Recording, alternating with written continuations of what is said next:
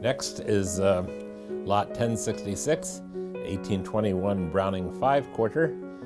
Superb, ultra superb, gem-proof 67 PCGS. Sharply struck, mirror-like fields, gorgeous toning.